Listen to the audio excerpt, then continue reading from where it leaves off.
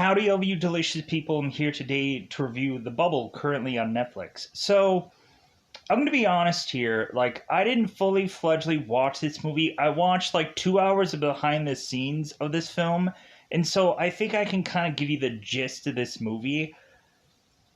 Really, I think immediately my favorite character in this movie is to kind of quickly be Crystal Chris, only because she has 100 million followers. Well, maybe towards part of this film, she has 997 million followers, but still, it feels like Crystal is to be like the shining star out of a number of people that just really do this thing called funny. And so, with The Bubble, we have a film where we have a bunch of people that go on and give you a movie that is to do something stupid because it's funny. That's really what this movie is to kind of give you these goofy things that these people do to make you go on and be like, oh, you're surprised by this, or otherwise you're just like, oh my god, that's a brilliant idea. And how we have people just waste time on purpose because it's funny. Really, this movie in some ways kind of reminded me of Tropic Thunder a lot, because it feels somewhat like a similar kind of thing as far as story goes. And you have this big cast of guys like David Duchovny, who is to not whistle to you that the truth is out there. And you go on and you thoroughly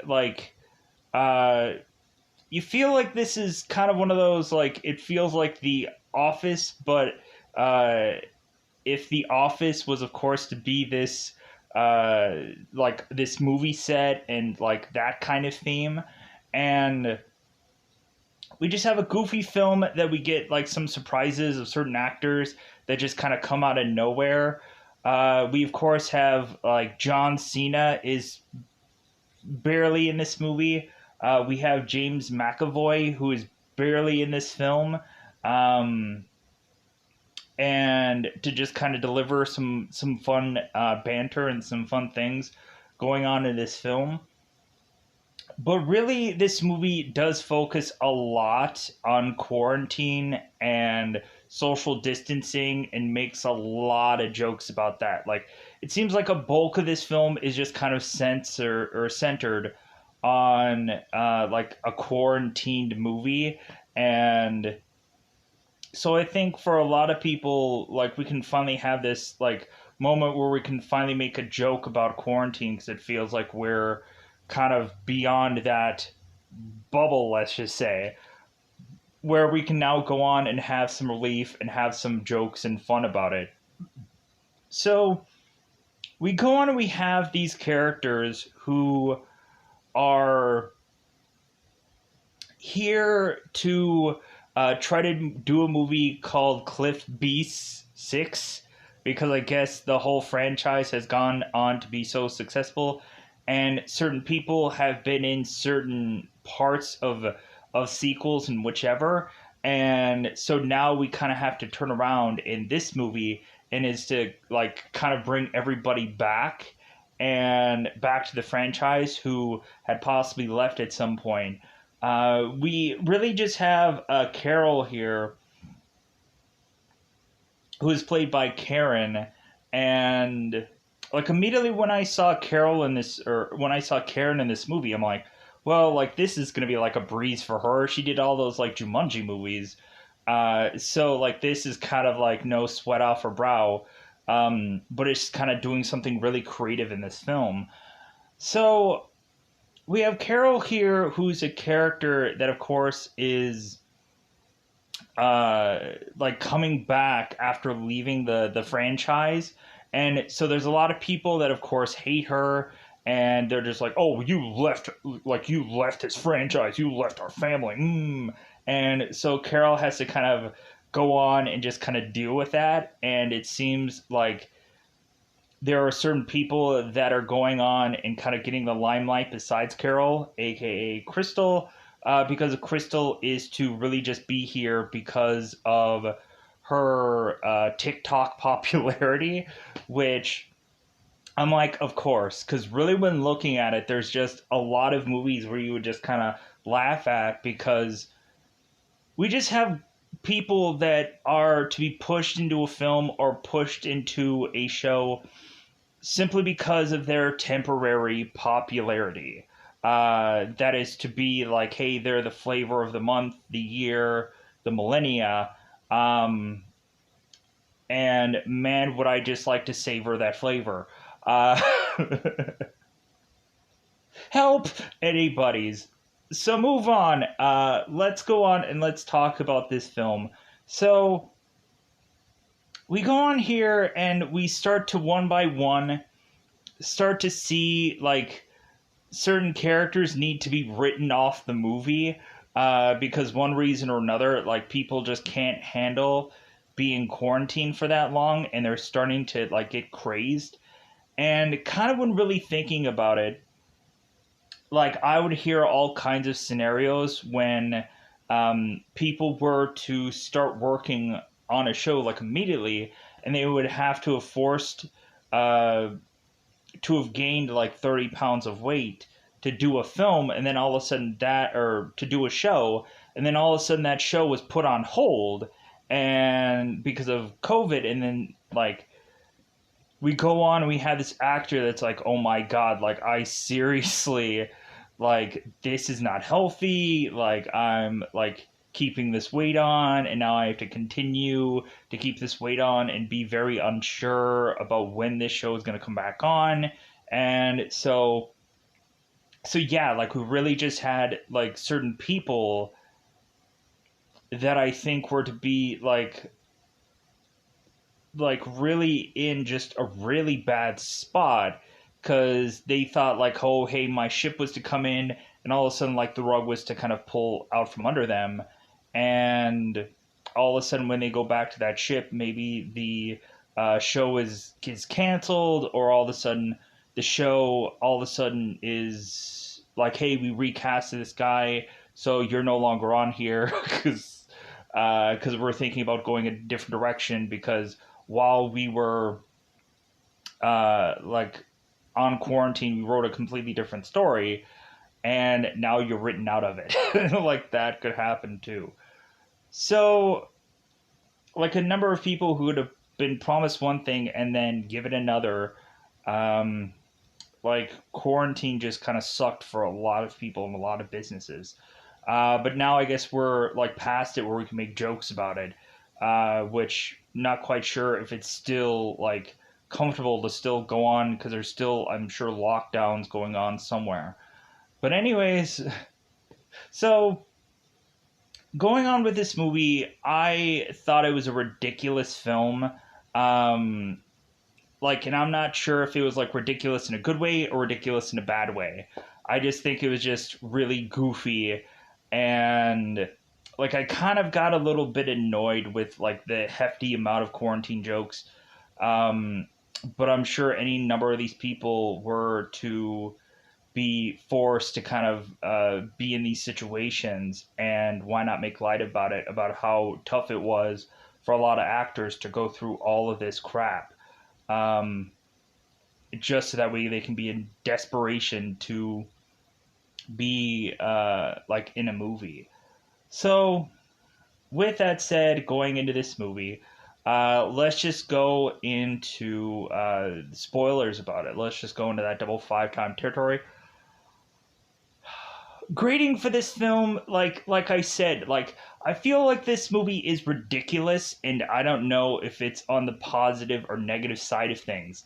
So I would probably have to say that this is just a very middle of the road movie for me, that I can't really know if I should really recommend this to people. It's very a weird film to go on and say like, hey, um, if you think you might want to laugh, if you think you might want to like giggle at a silly film with a silly concept with silly actors, because everybody is just silly in this movie.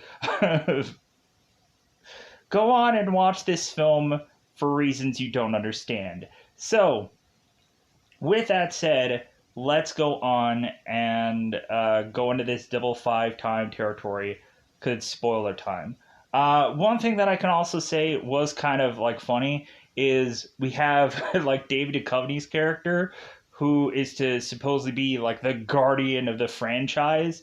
And so consistently we have this character that is to really take control of this film and want to try to rewrite the film because he thinks that he can do it better, and he wants to adjust the movie and feels like he like has a real like eye for how this movie should be done. And I found that to be really like funny because honestly you have certain people on certain movies and certain shows, like I don't want to really like point this person out and shame them. No, like really, if I were to be on a movie or if I would be on a franchise or something, like I would be the same person.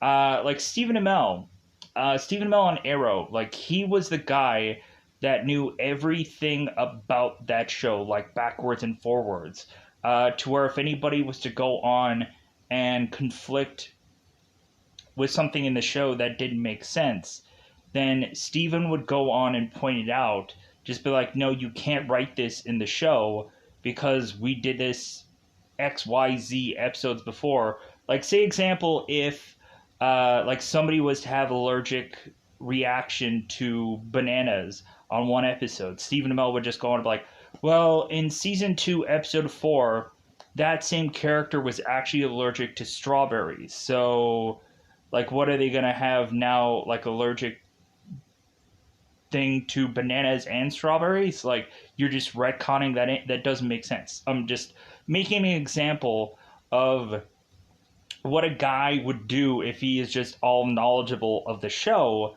And so they're going on and like, well, can't you just do that? Like, can't you just like, because we wrote it, like, can't you just do that in the show? And Steven would go on to like, no, because it's not the right thing.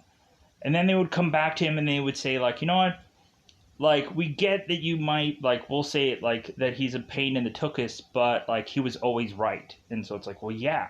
So we have certain characters that might be like attached to the franchise where we can go on and have a number of people have their say upon the scripts and upon whatever.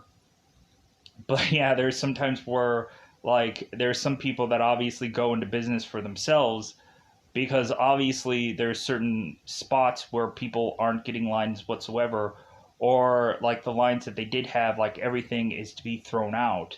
It's like, dude, I had to take the time to memorize all that and like now all of a sudden like I have nothing to say here. um because movies, as long as shows, like they get like rewritten like crazy, like at the ninth hour of everything. So happens. People get sick, people get injured, they have to rewrite shows. It happens in movies. So yeah, like they have to figure out how to rewrite people out, and that's kind of what this movie does also. So with that said, I'm going to go out of my way to go into that double five time territory. Let's just go into spoilers about this one. Let's go into spoiler time. Spoiler time. It's about the time I'm going to spoil this movie. I'm sorry about taking far too long to tee it up, but it is what it is anyways. It is, the reviews are what they are. It's okay, because at the end of the day, it exists. So, like I was just saying, we have a number of these people who are all going and doing this movie called Cliff Beasts, that are basically just dinosaurs that are on this mountain, and we have a couple of dinosaurs that fly, just kind of dinosaurs that just kind of fly. And so I'm like, okay, so there's nothing really unique about this besides it just being a dinosaur that fly movie. I'm like, okay, like I get it that there doesn't need to be much thought put into this film because really they're not going to be focusing on that. They're going to kind of be focusing on things elsewhere.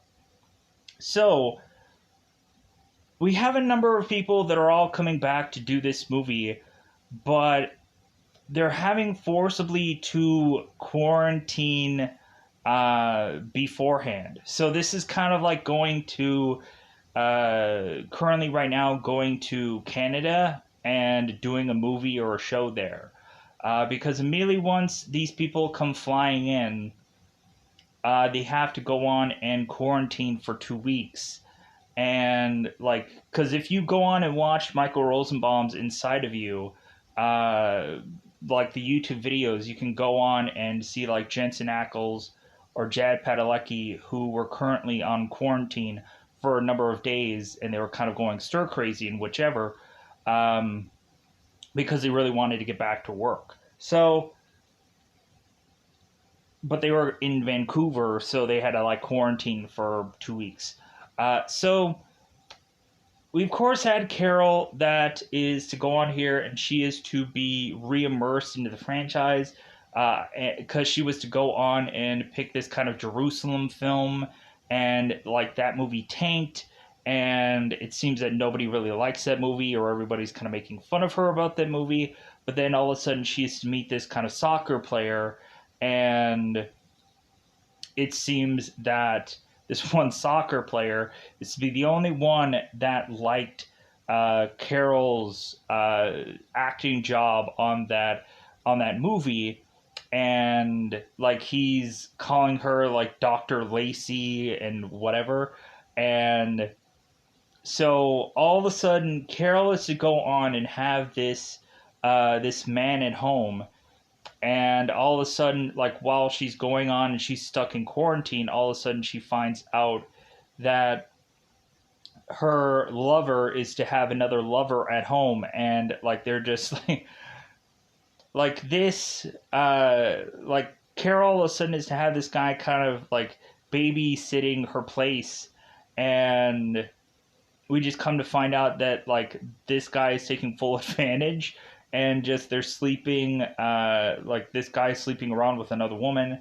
and like it's just kind of out in the open, and she's like, oh my god, like you're sleeping in my bed and you're with this other woman, and like so it kind of gets off the rails fairly quickly and fairly easily in this movie.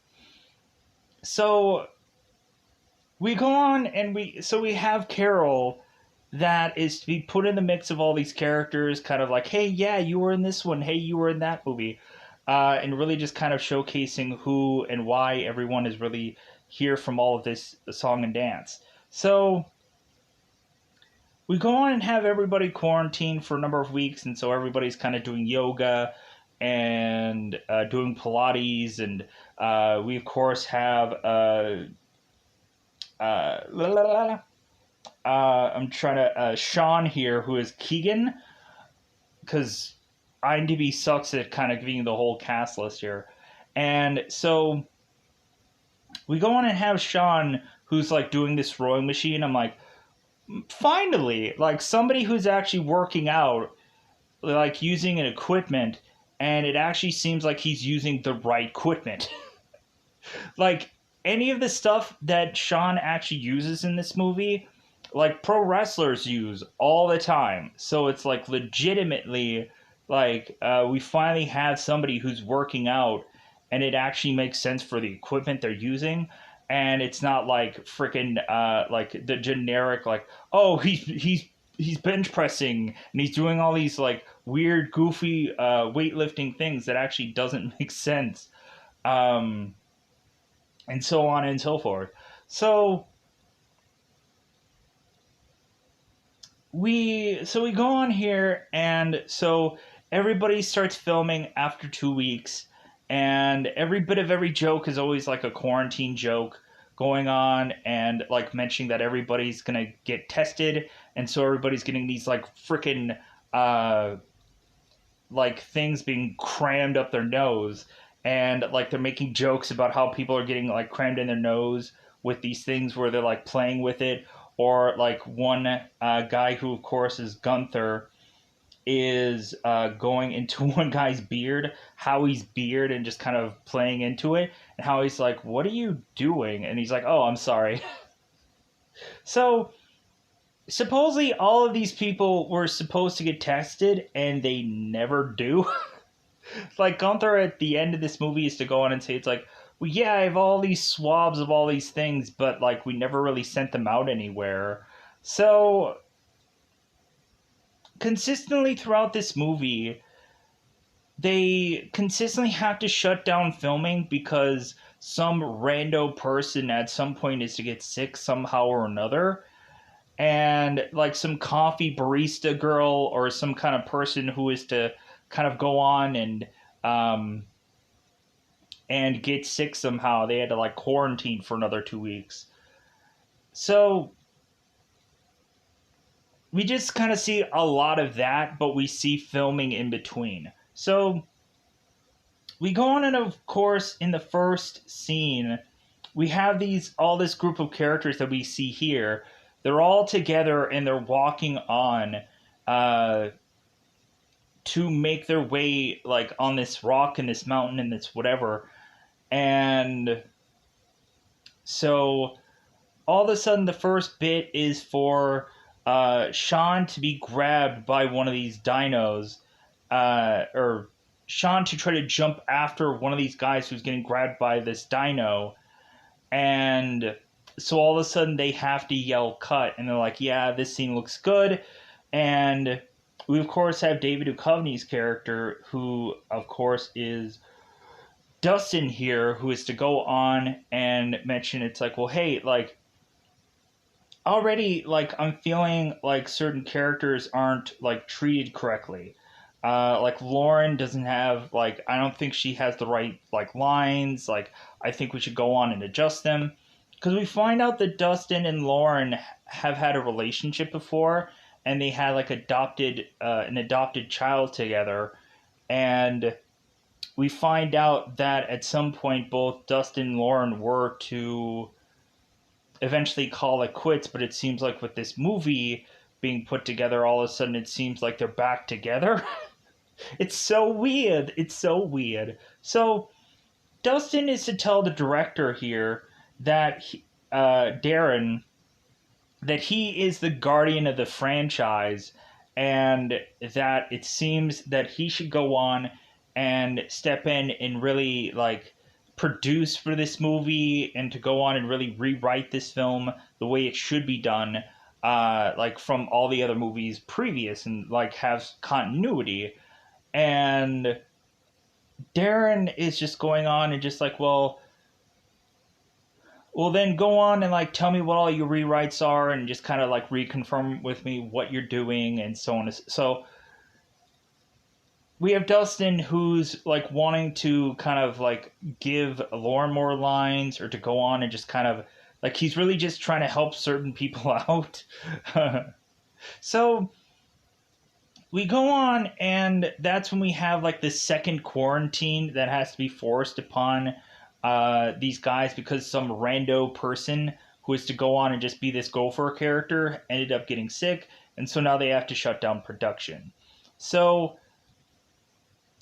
we go on and we start to have these number of characters that are just having this cabin fever and this desperation of just wanting to just touch somebody or hug somebody. And so a lot of characters are just going on here, and they're just like, man, can we just kind of pretend that we're hugging, or can't we just like, come on, like, I just want to like just touch somebody. We have Dieter Bravo, who is played by Pablo here. Of course, a lot of people probably know him from like Mandalorian and stuff like that. Or Wonder Woman 84, for those of you who actually saw that movie. No offense. It's true. It's just like, it is what it is. So, Dieter Bravo here, I'll just call him Bravo for the rest of the film. We have Bravo, who is to go on and is to see this kind of girl behind this counter. And Bravo here is to ask this woman, it's like, will you have sex with me? And the girl's like, well, yeah. But, like, first, I need you to go on and meet my family. And then we have to go on and, like, we have to be in love first. And, like, Like, this girl is to not give it away for free, so to speak. And so Bravo is just like, well, I don't want that. I just wanna I just wanna be with somebody. And so Bravo goes off.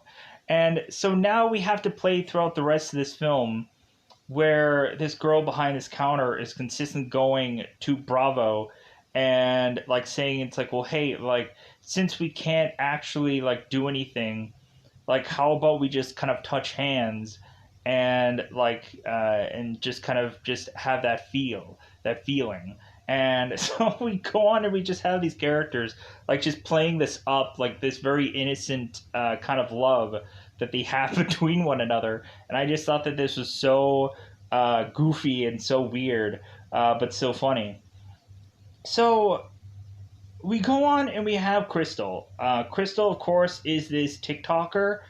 And so once they get beyond this like quarantine where it seems like they can all get together, we consistently have Crystal doing these dances and everybody in the cast like chimes in to all do these dances together, and it seems like they like easily know what all they're doing as if they've practiced these dances for months just out of nowhere. They're like, hey guys, how about we go on and let's go and let's do this TikTok thing with Crystal. And so immediately they're all just doing this lavish production of this whole huge massive TikTok thing, and they're all just jumping and jiving and all this goofy crap.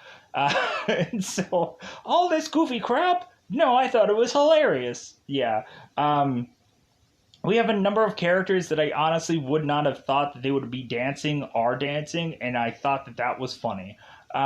So we go on here, and for this movie, it starts to get to the point where we have certain characters that are kind of worried about like the quarantine of it all.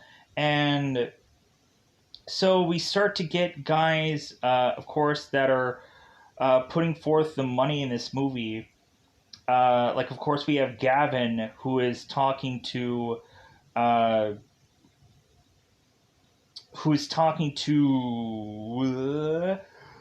uh, Paula, the studio head in this film, and they're having this consistent back and forth kind of thing going on. And so Gavin is kind of stressing out about like them possibly being behind budget because they're kind of bleeding money to try to put this film together. And Paula is just like, hey, do not F up. We also get like the very beginning of this movie where Gavin is to go on and talk to the servants in this movie, and he's basically talking to them like, hey, like don't like touch them, don't pet them, don't F them. Like he's like Gavin is basically talking to these like servants as if like the celebrities here are like pets. Like don't feed them after midnight or something like that. It's like all these goofy things that I just kind of thought were like hilarious about like the beginning of this film. And like this review is going to be all over the place because this movie is freaking all over the place. So we go on and we have Gavin who's talking to Paula, and at some points we even have it where like weirdly like John Lithgow is just to appear out of nowhere, and he's supposed to be Tom, the studio chairman, that all of a sudden is talking to Paula here, and so Paula is kind of worried that this movie may not get done, and so Tom is like, well, okay, and so all of a sudden Tom is to go on and have a Zoom with Lee, the executive chairman, and like they're going on and they're talking, and then while they're talking, they're realizing that they're both in Fiji right now, and so they're like, "Oh my God, you're in Fiji? Yeah!" Like, wait a minute, like I haven't seen anybody in like a month. How about you and me? Like, let's go and play some tennis. And like, yeah, it's like, what rando garbage is this? But it's hilarious. It's hilarious, but garbage. But it's hilariously garbage.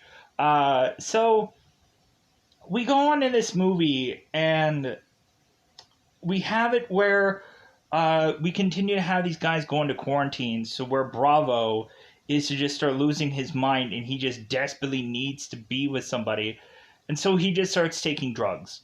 He just starts taking drugs, and then all of a sudden we have Daisy Ridley, who a lot of people know from like the the the 7, 8, and 9 Star Wars movies. She comes in as this girl who's just Kate. She comes in as this phone app like exercise woman, and all of a sudden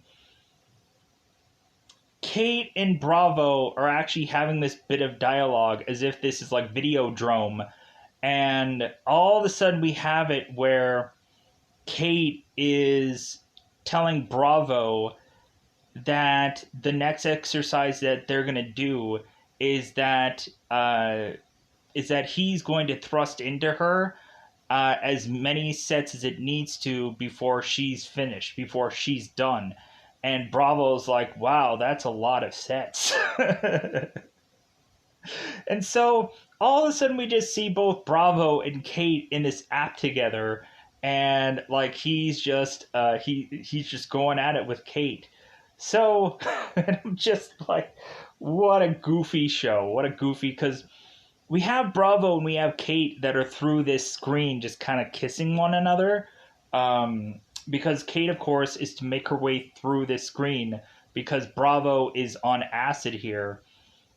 And we even get to the point where everybody eventually is to meet up with Bravo, and they're all to take drugs because they're all just really like they're really afraid of what's going on here, because we have it at the beginning here where Howie is to start leaving the film because he's really just had it at this point. Like, he's been on quarantine for far too long, and so he's just strung out. And so he decides to just run away from this place to just start walking to London. We have Sean mention here that it's like, dude, he's not even walking the right way. He's never going to make it to London. So we have Howie that comes later on back to the movie, but they have to figure out how to actually write him off the film. So what happens is the entire cast goes on, and they are to do a scene where Howie's to be torn apart by one of these cliff beasts, and they go on and see that, like, they end up seeing his pants and his legs, but they're like, well, we're not quite sure if that's exactly Howie. And then all of a sudden Howie's head comes flying into screen, and we see like his eyes are bulged out. It's like, oh, okay, I guess that's definitely Howie here, and he's dead. So they write him off the movie because he like just ran off.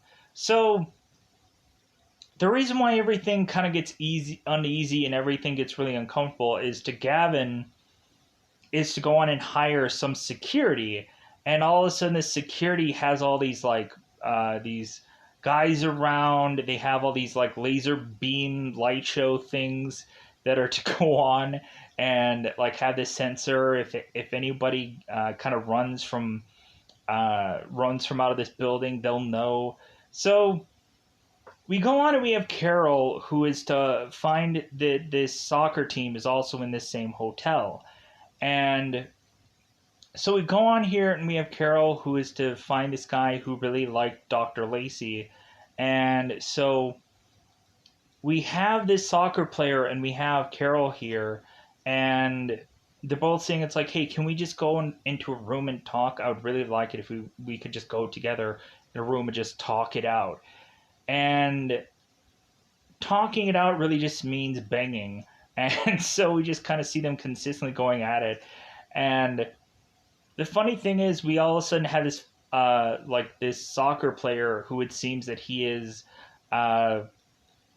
like coming to his climax, and we have this joke where the soccer guy just goes on and tells Carol, it's like, oh, well, I never climax. And then she's like, oh. So they keep going at it. And I'm just like, okily dokily, sure. So we go on and we push further into this film, and everybody is just now high as a kite.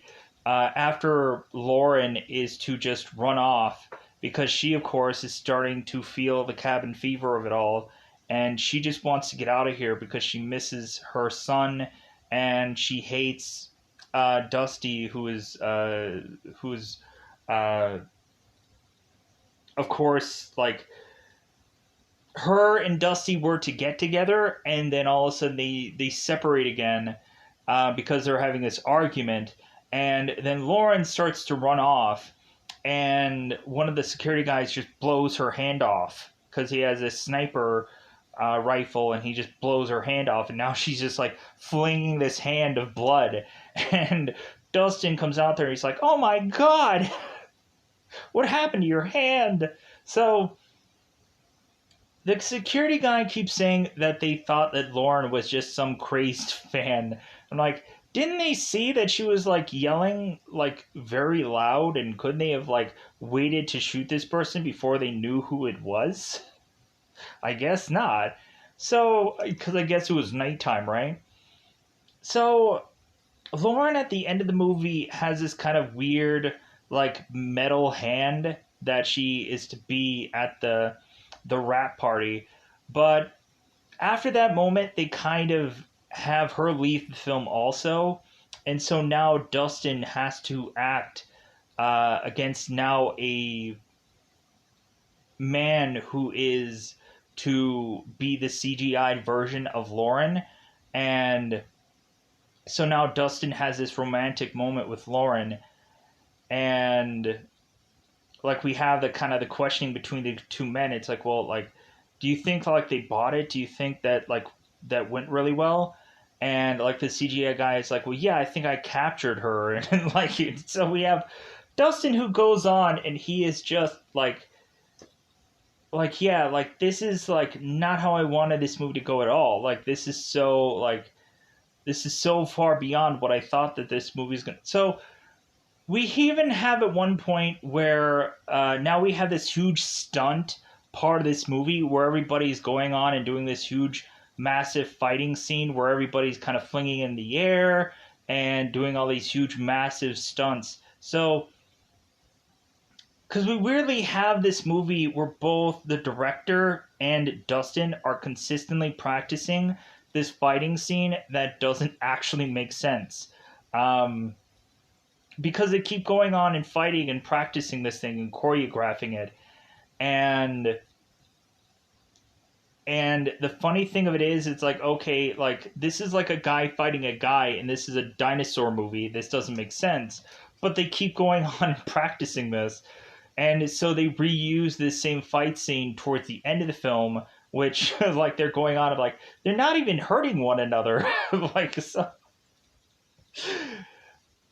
so yeah, so but we have this stunt scene where everybody's going all out, and so now we had it where this stunt choreographer had to go on, and he had to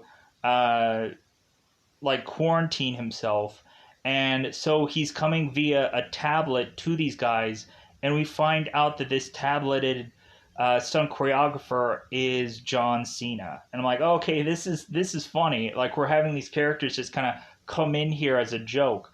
So John Cena's character comes in here, and like he's not named John Cena, but you get what I'm saying here. So I'm not going to scroll through every single person and just go on and say what their actual name was. So John Cena comes in and is to via tablet kind of tell people like what's going on. But there's also a lot of times where like the tablet isn't really working. So he's like,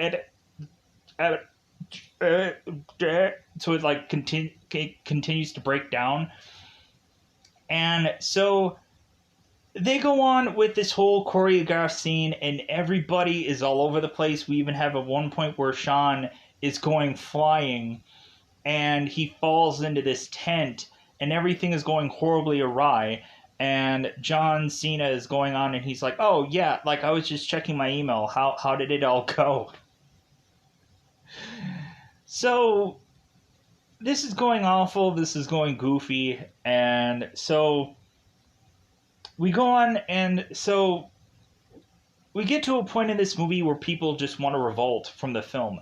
Like, people are just getting so, like, burnt out and so sick during this film, because right after Carol was to sleep with this soccer player, she felt sick, but this soccer player is like lifting this dumbbell, and he's like, "What are you talking about? I feel fine."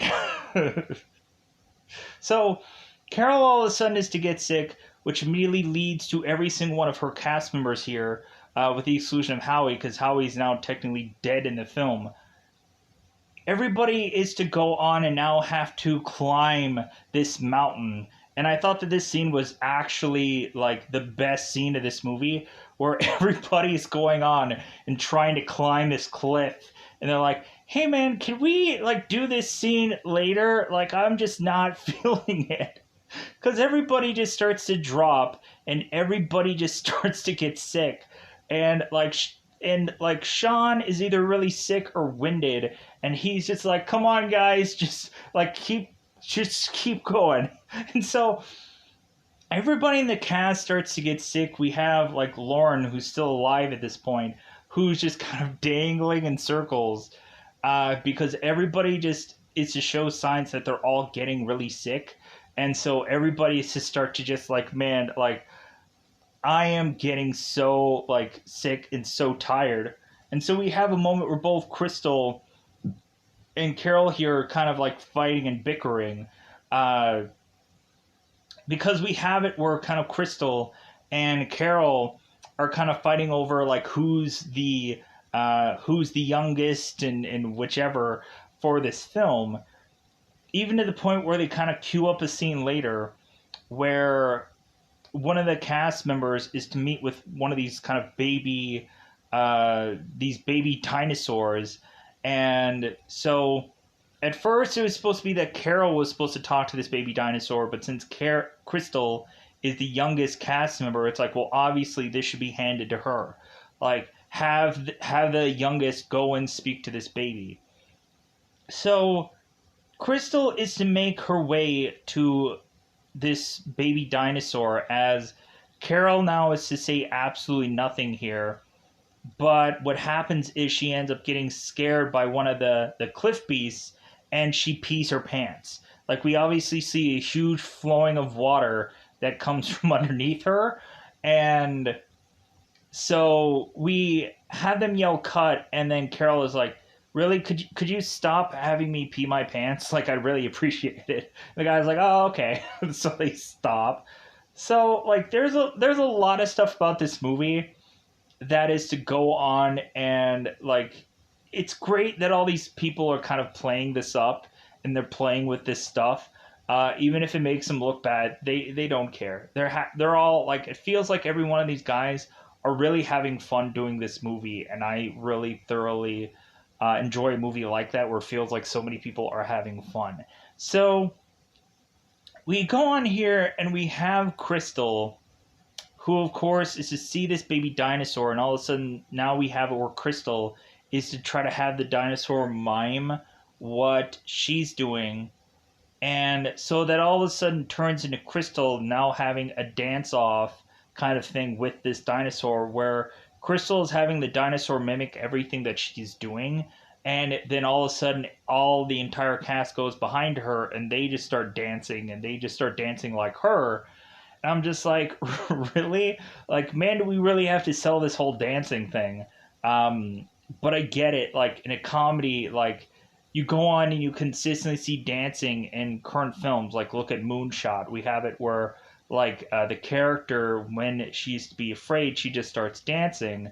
And so in this movie, it's like we have a character that is basically just presented here to just be this dancer, this TikToker who is to go on and have 100 million followers. Can you share some of that? I'd really appreciate it. just a million would be fine. Oh, well, again, like, we have at one point where everybody is starting to show signs that, like, they're over this movie, they're just kind of done at this point, and things are going well as far as the movie is concerned. So we start to see a number of these castmates that are one by one just starting to rebel after they go on and shoot this big massive like supposed finish of this movie where everybody is going on and they're having these like flamethrower guns and they're blasting away all these dinosaurs and it looks really cool and everybody's coming in and having their like their cool moment, and all of a sudden Bravo, who's actually Geo in this movie, is to go on and he's getting like torn apart by these cliff beasts, and so we go on here and like everybody's to have their like amazing moment, and this is to possibly be like the finishing up of this whole thing. And so now we have this news reporter that comes in, and she of course is like questioning everybody like, hey, like how is filming going so far? And we go on and we have Carol who's like, they won't let us out. Like, please help us. And so we go on and we have our characters that are just kind of getting very cabin feverish, and we go on and of course uh, we have Carol here that's kind of really going on the bandwagon of like, hey, I just want to get the F out of here. I'm tired. Like, I'm sick of this. And so at some point we have everybody, all the cast members, just start to revolt. And so after there is a certain scene to be done, we start to have people realize that like certain people are having certain arguments, so people are starting to sneak out of the set and they're trying to run off to just get out of here. And we have Sean that goes on and he is to just be running onto this road, and then all of a sudden he starts jumping on all these cars for no reason. And then he jumps down from off these cars and then just begins to start like running back onto this road. And I'm like, what did he do that for? It makes no sense. Like, because we see this clear open road that Sean could have easily just gone on and just continued to run without jumping on these cars, but it's this stupid fun thing about this movie. We go on and we have characters like Carol that are all of a sudden running, and we have like James McAvoy that just comes out of nowhere, and he all of a sudden is like, hey, why are you running? And so James McAvoy is running alongside Carol, and then he like runs fast enough to kind of push her down. And so now James McAvoy and Carol are having this debate together. And so Carol is telling James McAvoy, it's like, hey, we used to date at some point. And James is like, and she's like, oh my God, you don't even remember me. And he's like, oh, I'm sorry. And so James is like, well, like, I wanted to figure out why you were running. I wanted to try to stop you. Maybe you stole something from set. And Carol is like, no, like, I'm running to just try to get out of here because, like, this place is really unsafe. And so James is like, well, hey, like, you really, like, you really costed me now because I'm, like, I feel like I pulled something, and, like, now I have to go on and go and do this movie where like all I have to do in this scene is just run, and so now I can't do that because you really winded me. And so Carol is like, oh, we'll get Professor Xavier his wheelchair, and James is just like, well, hey, like, I've done more roles than that. And she's like, yeah, whatever. So James all of a sudden is like, well, hey, like, oh, all of a sudden I have like this phone call. Hey, what do you guys need? What? Oh, like, I'm sorry, I have another movie. And she's like, that's not even a phone. And he's like, yeah, it's right here. It's my phone. Yeah. Oh, okay.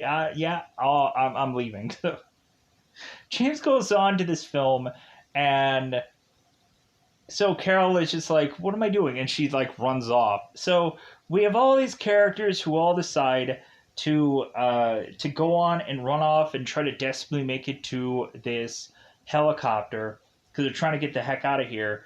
We have it where, of course, Crystal was to have this friend this entire time that was to be this kind of like this stunt girl that's kind of in the background. And so Crystal at one point, while she's finding out that she lost 3 million subscribers because there's some thing going around where everybody's trying to cancel Crystal Chris. And Crystal's like, oh my god, I just lost 3 million subs. And like the girl who's like a nobody, like Crystal's like, get out of here before I lose more subs. I lose all of my subscriptions. And the stunt girl is going on, who I think is actually uh,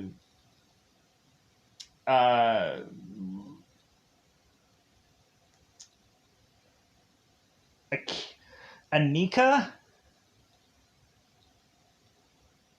Anyways, we go on here and we have this character that is mentioning that, like, oh well, I only have 200 subscriptions. It's like, well, good for you. And this is all a numbers game to you, isn't it? Anyways, pushing on. So we go on into this film, and so we find out that Crystal is gonna go fight with a with this stunt girl, because we find out that the stunt girl was to be this mole the whole time, and she wasn't even wanting to really be friends with this girl. It was just something that she was pushed to do. And so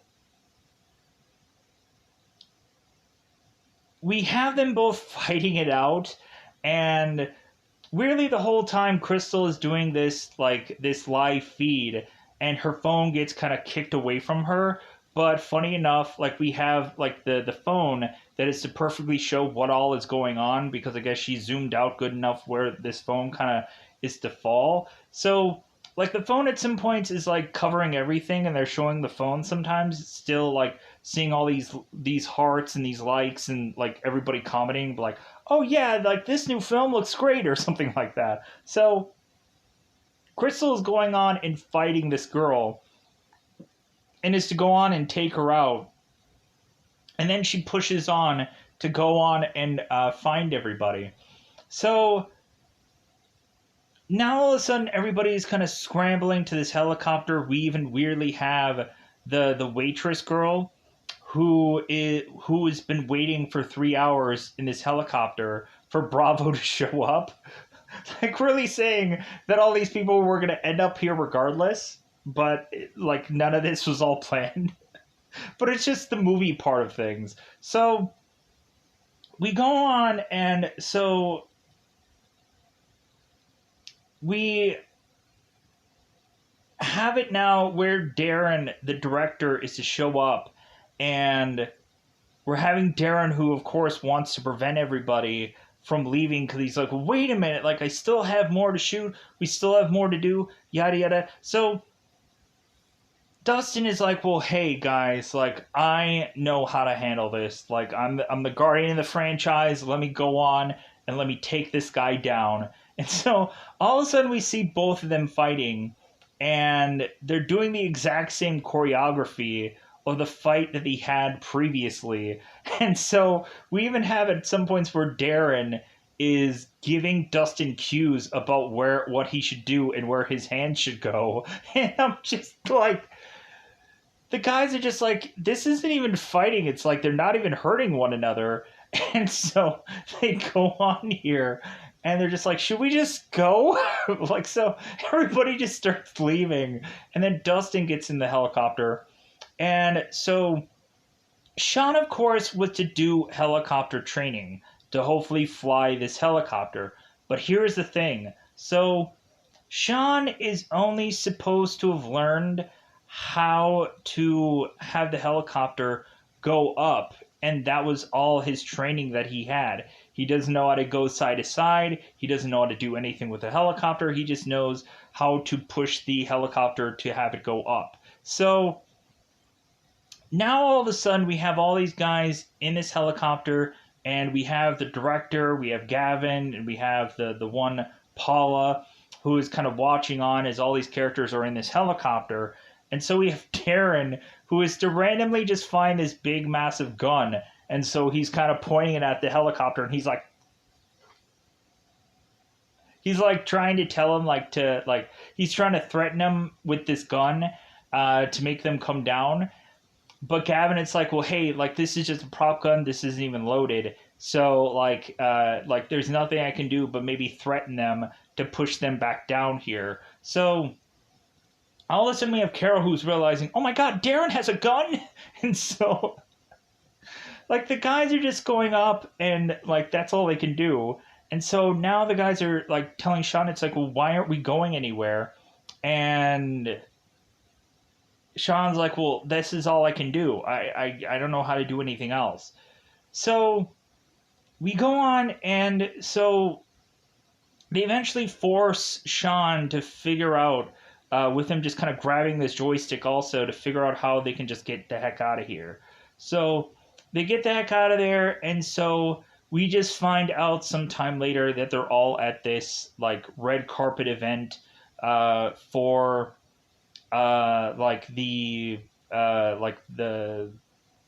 Cliff Bubble movie, whatever it is, because it seems like we go on, and not only do we have like footage from the Cliff movie, but then we also have like the behind the scenes and all of that stuff. So really, we just have it to where like everybody's like I'm the Beast, and like we're the Beast, and like the Beast, and whatever goofy thing. So we have all this like red carpet event, and everybody's going on and talking about this movie, and all this goofy things that kind of go on to a red carpet event.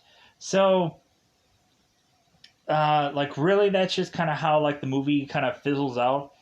We also had the moment where within that one interview, we go on and we have Darren who's mentioning, it's like, well, man, like where did we have it to where Cliff B6 is going so smoothly, like ridiculously so, that like the studio is already clamoring for us to go on and do Cliff B7, and like they're saying that we can kind of film Cliff B6 right after Cliff B7, so that way everybody's still quarantined, and like Carol's like, no, I didn't agree to that. I didn't sign up for that. Like there isn't a contract being done, and Carol is even like screaming at her agent, and kind of mentioning it's like, well, hey, like how is it that I didn't know there was another movie being done, like put together, and this and that. So like there's some kind of funny moments between Carol and her agent throughout this. There's like two parts where Carol is with her agent, and that's where we have this kind of like weird like hugging moment where they can't exactly hug one another, and where like Carol and her agent are kind of just talking about things, and just kind of talking about how like Carol doing that one that one movie that she did before was a real bomb. So like they're gonna go back to kind of like what was like successful for her career and kind of go into doing that. And so like Carol is kind of pushed into doing this movie. So we go on here, and so there's probably a billion moments that I probably forgot through this movie and through this review, as I'm almost wanting to just kind of wrap this bad boy up here. Just trying to think if there's anything left that I should go on and talk about, whichever. But yeah, like I feel like most of this stuff is covered. I feel like most of this stuff is in the can. Let me know in the comments below if you went in and watched The Bubble. A goofy film, fun film, one of those where it's just like, hey, let's just do this to just kind of get a laugh, to see if we're gonna watch this and if we're gonna laugh during parts of this or bits of this or whatever. But yeah, like we have all these moments where, or within this movie, that it's very like scattered and all over the place, because this movie's kind of all over the place. So with that said, I think I'm just going to wrap this up and just get out of here. Let me know in the comments below, whichever, because I know there's a million things that I probably forgot about. There's a lot of stuff in this movie. It's just jam-packed with crap. Just jam-packed with that thing called stuff. So yeah, just a goofy movie. I liked it. Even though really it was just like, this is obviously going to be a one-off movie for me to ever see, because really for this one it was just like, I never feel like I probably want to go back to this film and rewatch it just because of all the quarantine jokes and like all the stuff where it continues to just like, well, we have to like just shut down things just because this is going on now. And we just have to continue to mention about like certain people getting sick in this movie and stuff like that. Uh, so yeah. So with that said, I'm gonna go out of my way to just get out of here. So goodbye, everybody. Bye, everybody.